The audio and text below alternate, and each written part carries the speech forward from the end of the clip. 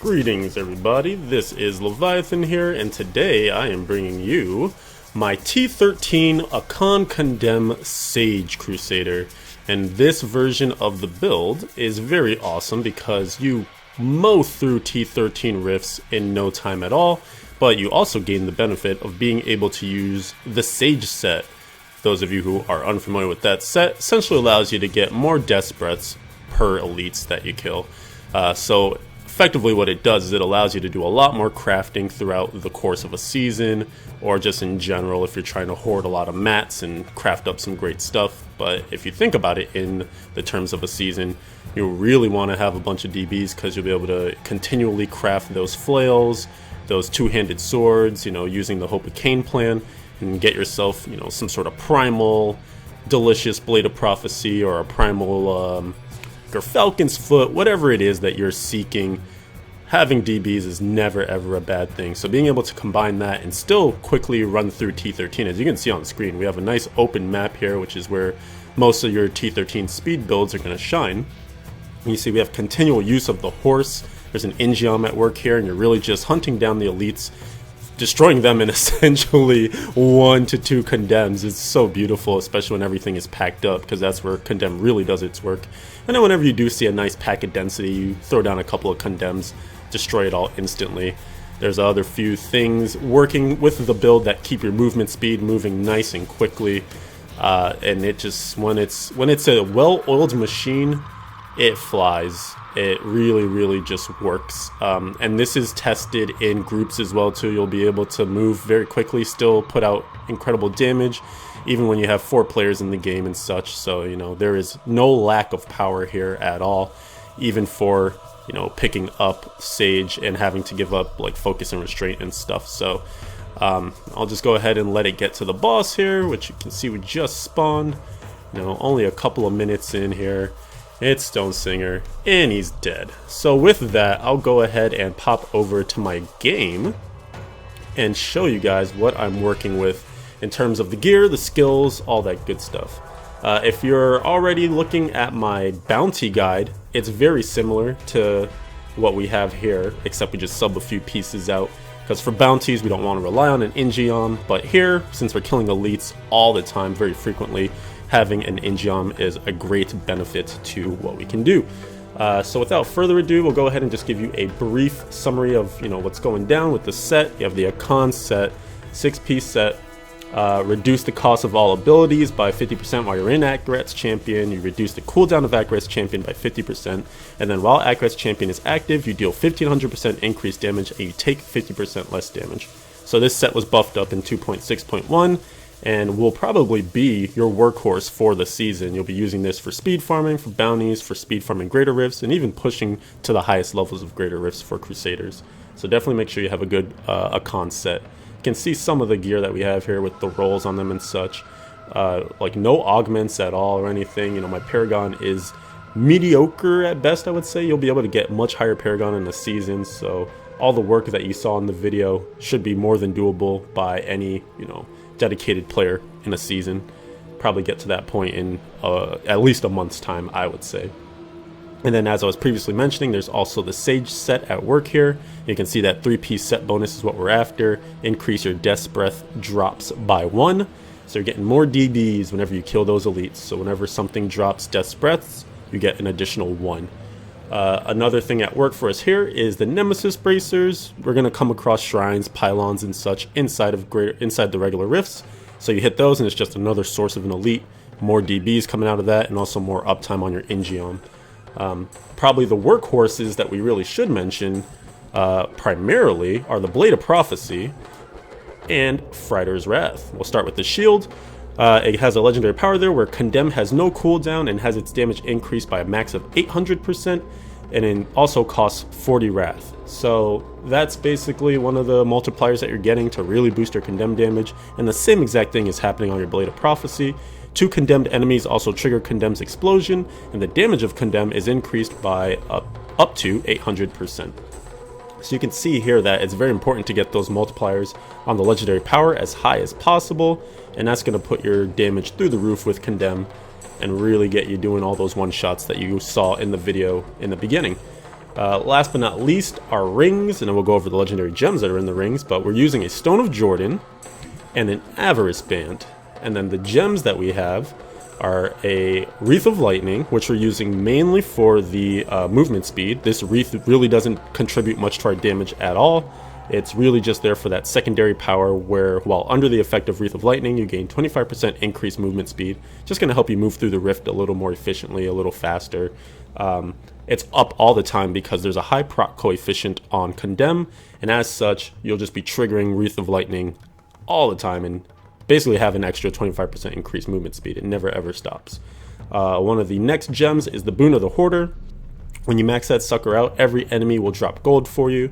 The secondary power here, gain 30% increased movement speed for 2 seconds after you pick up gold. Because we have an Avarice Band, we're getting that increased pickup radius for our gold whenever we pick it up.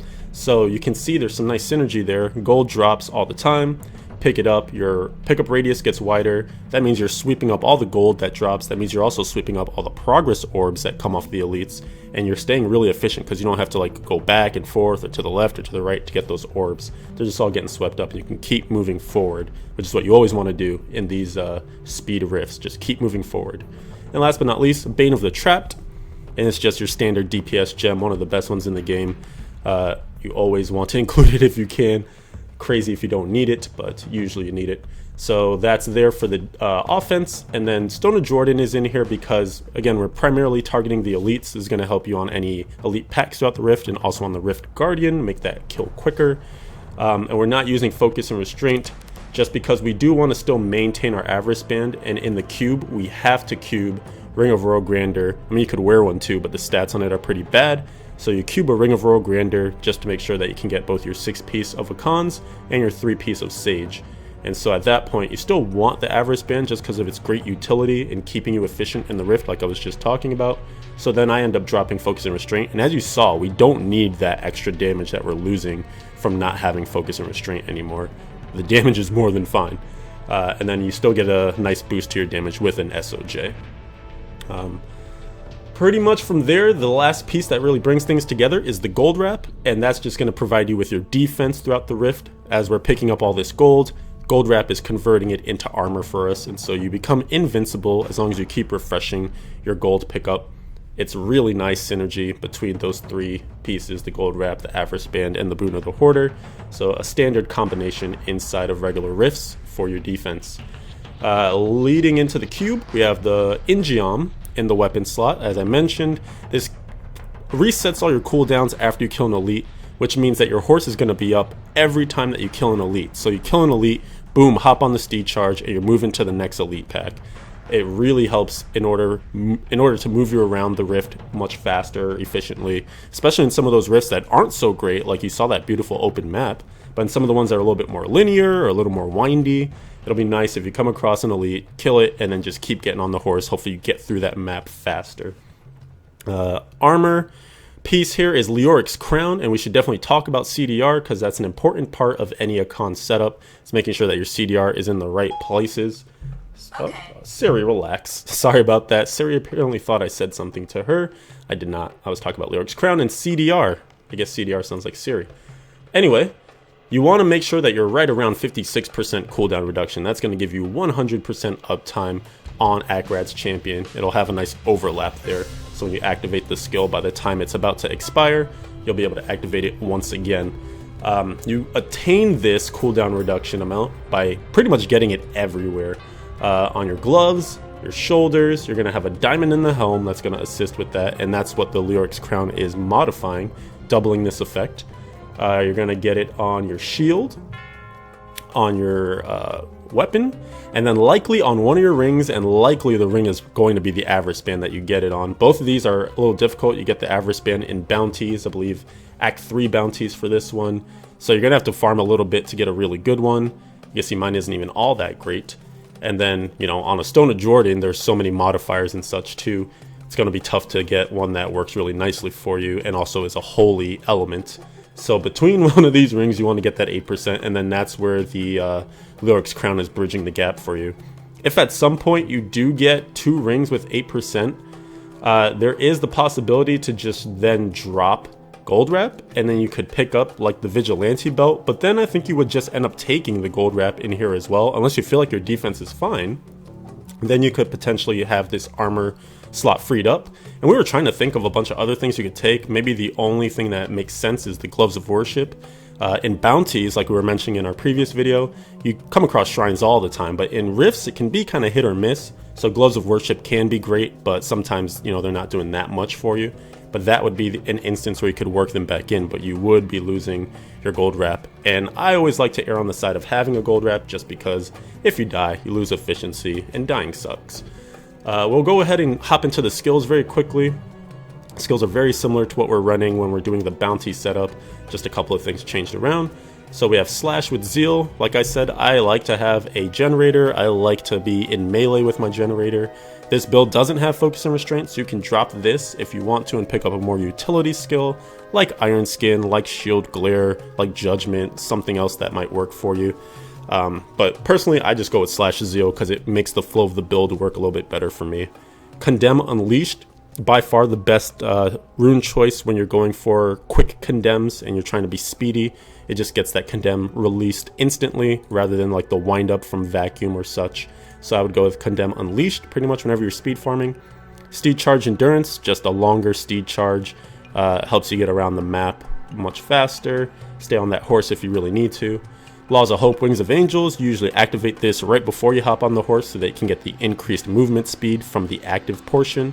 That's also elongated by Long Arm of the Law on the passive, so this will make that active portion when you activate Laws of Hope last much longer. So you have that combined with the horse and you're just going with that increased movement speed for quite some time. Provoke Too Scared to Run, this is a generator for you, so that's why you can potentially drop your generator as well, because Condemn is a pretty resource heavy skill, even with all the resource cost reduction that is in the set. But Provoke will come back a lot, especially when you're killing elites. So that's kind of where you can potentially just, you know, be able to spam it and keep your Wrath nice and healthy. But again, you know, there's kind of some fail safes here. There's Provoke, and then there's also a generator to make sure that Wrath is always coming back in. Akrat's Champion with Prophet. You know, this is a defensive choice here. It gives you a cheat death. You can see we're not running a cheat death. And I usually like to err on the side of just staying alive. I like to, and maybe it's my hardcore side of me speaking up, but I like to make sure that I stay alive because staying alive is efficient, dying is inefficient. So I go with Prophet, but you know, there are all these other rune choices you can go with. Maybe Embodiment of Power if you really are concerned about your Wrath. Maybe Rally if you want to try to reset your cooldowns more so. So, you know, some mess around, experiment. This is my rubric, but you can feel free to build on top of it. And then passives. Heavenly Strength, you need this whenever you're using a two-handed weapon and you still want a shield, so it's mandatory. We talked about Long Arm of the Law. And then Holy Cause, this is just another damage boost. I think it's probably still useful because you want to make sure your damage is nice and powerful. You don't want to be sitting around having to fight things longer than need be. That's the whole point of speeding. Kill stuff as quickly as possible. And then Finery, like I mentioned previously, this thing is just busted. It's one of the best passives in the game in my opinion. You're gonna have in very well done gear a bunch of armor or a bunch of sockets. So you know, you can see 1, 4, 6. I even have one in my shield, which isn't technically best in slot in terms of what the affixes you would want, but hey, you're gonna benefit from Finery, so why not? And then, you know, 3 here, 2 there, so tons of sockets, and that's just gonna continue to modify your strength and push it forward. So pretty much always try to include Finery if you can. It also scales very nicely with high levels of Paragon and also augmentation when you start to do that to your gear and you get good pieces. So all in all, it's a really great passive to take, and it just gets better and better as your character develops and as your playtime during the season develops. I believe that's pretty much it. You know, again, important things to take away are making sure you get that Ring of Royal Grandeur so you have both of your sets fully activated. The CDR requirement at 56%, keep that in mind. And then there is some leeway with kind of like the jewelry setup and, you know, some cube stuff with armor and the belts and whatnot.